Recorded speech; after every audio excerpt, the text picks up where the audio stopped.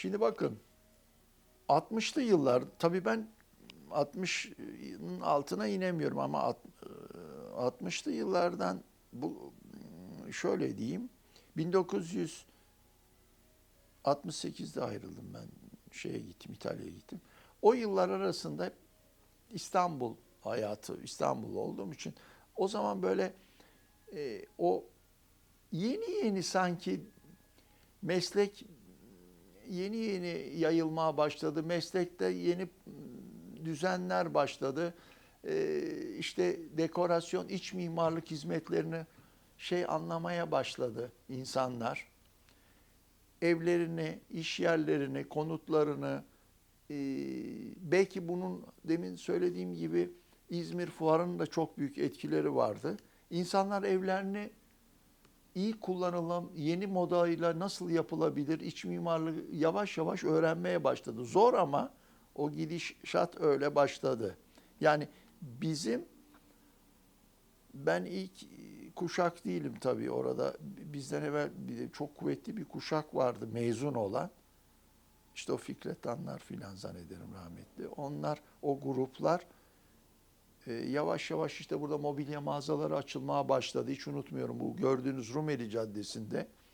Sonra aşağıda Moderno vardı. Onlar yeni açmışlardı. Yeni böyle iki üç tane yavaş yavaş mobilya satış, mobilya yapıp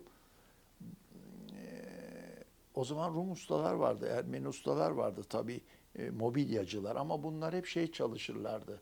Stil çalışırlardı işte Louis XVI, Louis XV yani biraz daha neoklasik. O Art Nouveau bile değil yani o böyle değişik bir sistem çalışılırdı. O ara bu hocalarımız onlara bu modernizmi de öğrettiler. Onlarla deneyimler yaptılar. Sadun Hoca da çok deneyimli bu işte.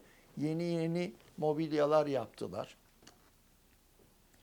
Hatta şöyle söyleyeyim. Sadun Hoca ile benim tanışmam nasıl oldu biliyor musunuz? Sadun Hoca'yı ben nereden tanıdım? Rahmetli teyzemle eniştemin evini yapmıştı Maçka'da. Ben de akademiye girerken dediler ki bak bu evi Sadun Ersin yaptı içinin. Yani bir apartman dairesinin dekorasyonu diyeyim. Dekorasyon lafı da pek hoşuma gitmiyor ama iç mimarlığını. Bakıyorum böyle Allah Allah. Mobilyalar işte Sarine'nin o hiç unutmam koltuklarını yapmış. Orta bir masa var.